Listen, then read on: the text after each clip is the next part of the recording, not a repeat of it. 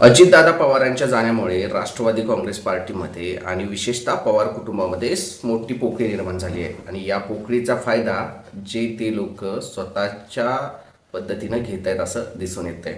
आत्ता सध्याची परिस्थिती जी लोकांच्या नजरेत येते त्यामध्ये असं दिसून आलंय किंवा असं रंगवलं जातंय की हा वाद आहे, गृहकलह आहे. लोकांच्या मध्ये असं भासवलं जातंय की पवार कुटुंबामध्येच अंतर्गत वाद चालू आहे. तर हे जरी काही अंशी सत्य असेल की पवार कुटुंबामध्ये वर्चस्वाची लढाई आहे, म्हणजे अजितदादांचं कुटुंब आणि शरद पवार आणि त्यांच्या बाजूने राहिलेले पवार कुटुंबातील सदस्य यामध्ये थोडाफार प्रकारचा वाद असू शकतो की कोणाचं वर्चस्व राहणार. पण याहीपेक्षा मोठी लढाई ही पवार कुटुंबाला लढायची आहे राष्ट्रवादी काँग्रेस पक्ष स्वतःच्या ताब्यात ठेवण्यासाठी. याचं कारण मित्रांनो असं आहे की आत्ता सध्या राष्ट्रवादी काँग्रेस पार्टी, अजितदादा पवार गट या गटामध्ये असणारे नेते सुनील तटकरे असतील, प्रफुल्ल पटेल असतील, छगन भुजबळ, धनंजय मुंडे असतील, हे सर्वजण भाजपाच्या अतिशय जवळ आहेत आणि ते इंडियाच्या सत्तेमध्ये सुद्धा आहेत. म्हणजे सत्तेमध्ये असणारा पक्ष ज्याला directly indirectly Bharatiya Janata party काही अंशी तरी कंट्रोल करते आणि त्यातही हे नेते पूर्णपणे भाजपाशी मिळून सर्व कारभार चालवण्यावर विश्वास ठेवतात. अजितदादा होते त्यावेळेला अजितदादांचं स्वतःचं एक म्हणणं असायचं. त्यांनी त्यांच्या ज्या पद्धतीने त्यांचा पक्ष चालवायचे किंवा ज्या पद्धतीने लोकांना सामोरं जायचे त्या त्या गोष्टीवरती विश्वास ठेवून ते पुढे चालत होते. म्हणजे अजितदादांनी कुठेही स्वतःच्या भाषणामध्ये किंवा स्वतःच्या वागण्यामध्ये एकाच बाजूला कलतोय अशा पद्धतीचं वक्तव्य केलेलं नाही आहे. कोणत्याही धर्माबाबत, जातीबाबत विशिष्ट पद्धतीचं वक्तव्य त्यांनी कधीही केलं नाही. त्यांचं धोरण सर्वसमावेशक होतं आणि सर्वांना पुढे जायचं होतं.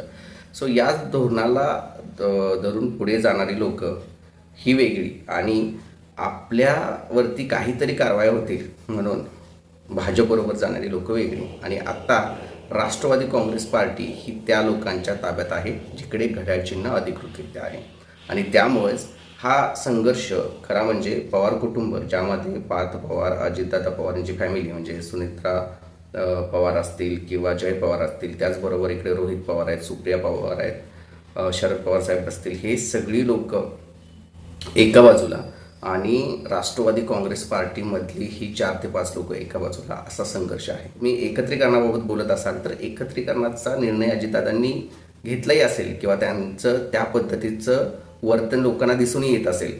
पण यामध्ये अजितदादा असताना म्हणजे अजितदादा असतील तर दोन्ही बाजूच्या लोकांना काही प्रॉब्लेम नव्हता, कारण की निर्णय घेणारा एक व्यक्ती असता. असंही राज्यामध्ये सगळा कंट्रोल अजितदादांचा झाला असता, म्हणजे एकत्रीकरण झालं असतं तरी अजितदादांचेच सगळे निर्णय किंवा त्यांच्याकडे सगळे लोक आले असते राज्य लेवलच्या निर्णयासाठी आणि त्यामुळे अजितदादांचं वर्चस्व दोन्ही बाजूच्या लोकांना मान्य होतं. पण आत्ता परिस्थिती अशी झाली आहे की दादा नाही आहे, त्यामुळे नेतृत्व कोणाचं मान्य करायचं किंवा कोण वरचढ ठरणार आणि कोण कमी ठरणार, यामुळे हे एकत्रीकरण रखडलेलं दिसत आहे. आणि त्याचबरोबर काही लोकांची भाषा बदलली आहे, विशेषतः अजित पवार गटाच्या लोकांची भाषा बदलली आहे की एकत्रीकरण असं काही ठरलं नव्हतं, निवडणुकीपुरतं मर्यादित होतं. तर यामागे त्यांना जो सपोर्ट मिळतो आहे नेतृत्वाकडून, केंद्रीय नेतृत्वाकडून, त्याचं कारण आहे. म्हणजे दादा असतानाची परिस्थिती वेगळी होती, ती दोन्ही पवार कुटुंबाच्या फायद्याची होती आणि आता पवार कुटुंबांना किंवा पवार कुटुंबियांना पक्ष वाचवण्यासाठीची धडपड करावी लागणार आहे आणि त्यामध्ये त्यांना किती यश येतं आहे हे पाहण्यासारखं असणार आहे. मित्रांनो, तुम्हाला काय वाटतंय की हा संघर्ष कोणता आहे? म्हणजे पवार कुटुंबाच्या विरुद्ध हे 4 ते 5 आता सत्तेत असणारे नेते आहेत त्यांचा आहे, म्हणजे जे राष्ट्रवादी पवार गटाचेच आहेत, राष्ट्रवादी काँग्रेस पार्टीचेच आहेत, अजित पवार गटाचे, त्यांच्यामध्ये आहे की अंतर्गत गृहकलह आहे किंवा अंतर्गत वर्चस्वाची लढाई? कमेंट करून कळवा. आमच्या चॅनलला सबस्क्राईब करा. आणि एकत्रीकरणाचं जर आपण बोलत असू तर एकत्रीकरणाबाबत अजितदादांच्या वक्तव्यावरून किंवा 2029च्या निवडणुकीच्या पार्श्वभूमीवर पवार कुटुंबियांना किंवा राष्ट्रवादी काँग्रेस पार्टीला एकत्र येऊन लढण्याशिवाय ऑप्शन होता. ते एकत्र येऊन लढले असते तरच त्यांचं अस्तित्व राहिलं असतं. नाहीतर ज्या पद्धतीनं भारतीय जनता पार्टीने राष्ट्रवादीच्या प्रत्येक मतदारसंघात पॅरलल नेतृत्व उभं करायचा प्रयत्न केला आहे, त्या अर्थी ते वेगळे लढणार होते. त्यामुळे जर राष्ट्रवादीला पूर्ण ताकदीनिशी लढायचं झालं असतं तर त्यांना एकत्र येणं गरजेचं होतं. आणि याचीच तयारी म्हणून म्हणजे 2029ची पूर्वतयारी म्हणून अजितदादा पवारांनी या एकत्रीकरणाबद्दल अनुकूलता दाखवली असेल असं वाटतंय. आत्ताची परिस्थिती पूर्णपणे वेगळी आहे. दादा नाही आहेत, त्यांची प्रचंड मोठी पोकळी आहे आणि याचा तोटा दोन्ही पवार कुटुंबांना आहे. त्यामुळे जरी कोणीही मीडियावरती असा संघर्ष लावत असेल की पवार विरुद्ध पवार आहे, तर हा पवार विरुद्ध पवार संघर्ष नाही आहे.